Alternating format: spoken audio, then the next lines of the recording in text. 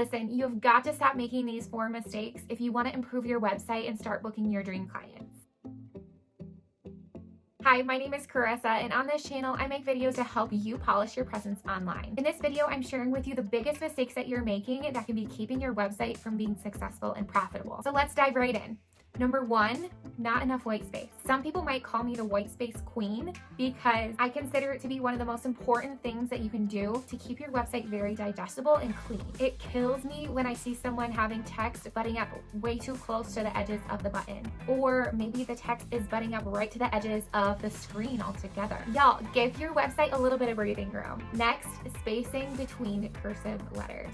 Yes, I said it. And you've probably done it at one point or another, but this is maybe one of my biggest pet peeves. So let's think about this for a hot second. Script fonts are intended to look like handwritten, as if you were writing on a piece of paper in cursive and you don't pick up your pen. So why would you add space between those letters when using it online? Keep your script font looking super polished by keeping the spacing as it is intended without any gaps in between the letters. And one more note on letter spacing. It's popular in recent years to add excessive spacing in between letters of more generic fonts such as like your serif, but you'll want to try to stay away from doing this when using it in paragraph settings. It's fine when you use it super sparingly, like for a few words in a logo or maybe for a heading here or there, but when used in a paragraph, it can make the text look really hard to read, and your website visitors could give up because they can't easily make it through your website text. Now, the third mistake that you might be making, using unnecessary or overused phrases on your website. Things like the girl behind the lens, or swoon worthy, or probably the worst, welcome to my website. You guys, there are so many better ways to say welcome to your website visitors without flat out saying it. Welcome them to your website with your witty words, or by that super relatable quote that people will be praise handing when they read it. You can do so much better than just those overused phrases. And if you're needing help with what to say,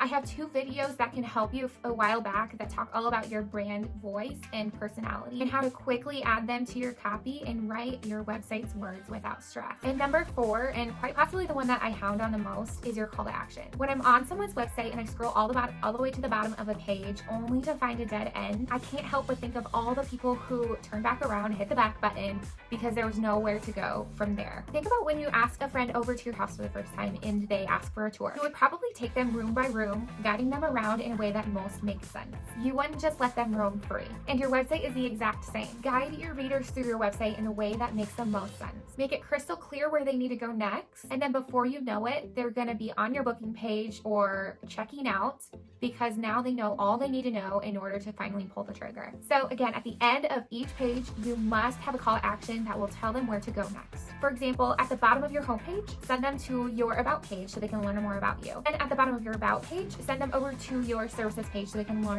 more about what you have to offer. And at the bottom of your services page, send them over to your contact page so that they can go ahead and book you. But don't just stop there. Just because they've reached out and sent you a message doesn't mean their time on your website needs to come to an end. Keep them surfing around on your website. What can they do while they're waiting for your reply that would make them super excited and giddy to work with you by the time they get your message? Can they go explore your blog? Maybe they can go check out your gallery to envision what their day might look like if they choose you as a photographer. Whatever it is, don't miss out on this opportunity to keep your websites on your website and learning more about you and what you have to offer. Now, if you want to continue learning about how to make your website the best it can be sure to hit that video that's on your screen right now, and I'll see you right over there.